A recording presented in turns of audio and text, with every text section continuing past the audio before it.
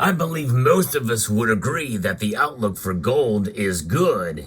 In fact, very good. But when one of the big banks that we love to despise, has a very similar outlook to what a lot of us have for gold, it should get our attention. And this outlook and this bold prediction that is being made is eerily close to the prediction that I made for gold months ago. Let's talk about it as we explore.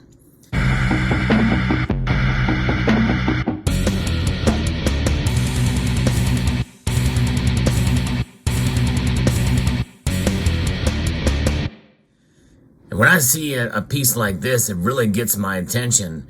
And they use a lot of the same reasoning that I used earlier. Now, just because it comes from Goldman Sachs or JP Morgan does not mean we should dismiss it. In fact, quite the opposite. Now, obviously, these big banks have their agenda and their ties with the Federal Reserve. But I believe that there are some real analysis given by some of these banks that can give us some insight as to their mode of thinking. Now, it does not mean that they are right. And it also does not mean that they don't have an agenda either. In fact, just like with anything else, we could take it for a grain of salt. But when you have analysis like this that is eerily similar to what some of us that aren't influenced by the big banks or really by anybody else, it kind of gives you a whole new perspective because, you know, as time goes on, well, we're going to see something come to fruition in terms of whether something is real or not. It's much harder, by the way, to do that in the silver space. We really don't know what's going to happen to silver, and people are all over the map in terms of silver's price prediction, and most all the time they are wrong. In fact, I'm pretty much discounting all of the bold silver price predictions this year for a grain of salt, taking it for a grain, including my own. And I have a fairly bullish prediction for silver this year too. But this from Goldman Sachs is quite intriguing. They say that gold prices are forecast to rise 6% from where they are at right now in the next 12 months. Gold prices are poised to rise as central banks purchase the precious metal, and a strong retail demand in emerging markets bolsters prices, according to Goldman Sachs research. A lot of that is very close to what I said was the driving factor for gold prices to rise as well too. But check this out.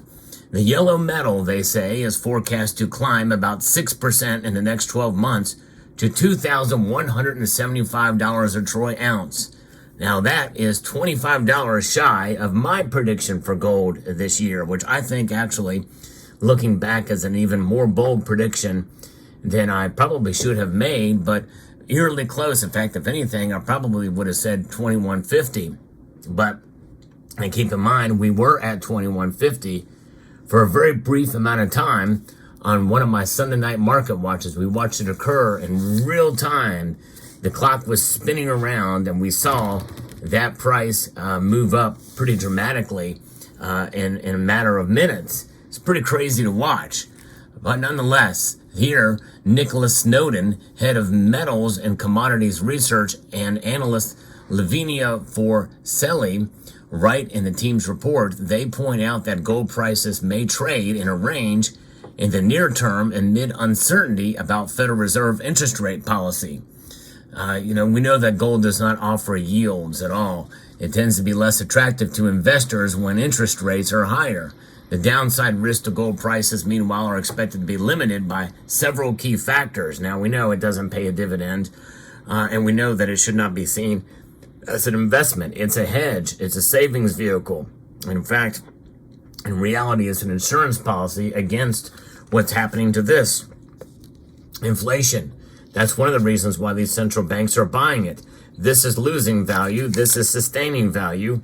And in some cases, it's even increasing in price so much that it may even surpass inflation by several measures. But what's the big factor? Just as I mentioned in my prediction video, central banks, they're not storing silver. No, they are not. But they are indeed stockpiling gold at a pretty alarming rate that we're seeing, which is quite dramatic. In fact, banks, particularly in China and India, are accumulating gold at a pretty heavy clip. They've helped offset money flowing out of gold exchange traded funds. And that is the key here. Money has been flowing outside of exchange traded funds. We're going to talk about that here in a moment as well. These purchases have been driven in part by geopolitical tensions, such as Russia's invasion of Ukraine, and of course the tail end of the COVID pandemic and resupply chain connections that are seen there, but also as well as in the Middle East with the situation in Gaza. But China, Poland, and India have been driving central bank buying of gold, as well as Turkey. Turkey actually is number 2 according to the central bank amount of gold that has been imported into these central banks from 2021 to 2023. Turkey is a unique situation because they've actually sold off some of their gold to their citizens. And that doesn't happen very often. I reported on that, and that was quite intriguing to see that they had done that, and moving some of their gold to help their citizens out because they have a revolving door of currency crisis. Yes, indeed. And, the dollar here in the United States is a currency that has been in existence in its current state since 1913, but it is losing value by the day now. And inflation is what's known as being sticky, but in fact it's really persistent big time, and that is part of what is driving the price up and why central banks continue to buy it. We expect central bank purchases will remain strong in the back of reserve diversification by emerging market countries and elevated geopolitical tensions, according to these analysts. And when we see there's a chart that they show, and around 2020, we saw the divergence between gold shares of total reserves and China foreign exchange assets share of total reserves. And they pretty much just crossed each other. And that's a big indicator. China is the second largest economy in the world, and they are having some trouble that not a lot of people are reporting on, but still they are protecting themselves with gold. The recent lack of ETF purchases is probably because gold ETF holdings were already high, particularly compared with the level of real inflation adjusted, that is, interest rates. Major disruptions like the Russia-Ukraine conflict and the Silicon Valley Bank crisis, among other banks that have shut down, have sparked purchases of gold in recent years, and holdings have stayed elevated despite the rise in long-term U.S. yields. Speculative positioning in gold by the likes of hedge funds has tracked the shift of long-term yields, according to Goldman Sachs research. This suggests that there's more sensitivity to shifts in the macroeconomic policy than to ETF holdings, which have continued to have outflows. In fact, if you look at a chart, by the end of 2022, there was a massive divergence there where ETF holdings were down dramatically. And gold, the gold price, the COMEX gold price continues to climb. It's the biggest gap that we've seen since before 2018. That's pretty substantial, and that very well trend could continue to widen as we move through here. And so that is something new that I didn't see, and I thought that was something that really caught my attention. By the way, if this video catches your attention and you find it informative, let me know in the comment section down below, and press that like button and subscribe to the channel if you haven't done so already. If you find value in the content I provide here, I do post daily videos, so appreciate you taking the time to watch. Now, historically, changes in gold ETF holdings have been triggered by major risk-off events when the appetite for risk declines, and by cycles of easier monetary policy. And Goldman Sachs analysts expect ETF holdings to climb once the Fed start cutting rates. And that does make sense. And their economists think that could begin as early as May, but I don't think it's going to happen until July. So I differ with them on that. And that will just do nothing but cause that price to continue to propel in a northerly direction.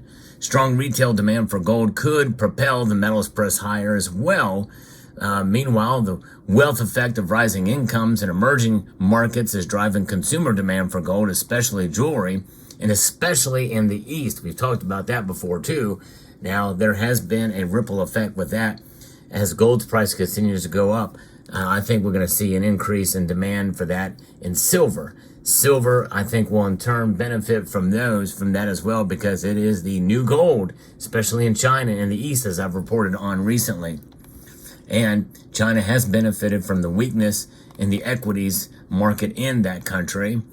Gold was one of the best performing assets in 2023, driven by weak consumer confidence and concerns about growth that raised demand for gold's safe haven status. About 40% of participants in a survey at the Goldman Sachs Global Macro Conference in Hong Kong thought gold would rise above $2,200 an ounce by the year's end.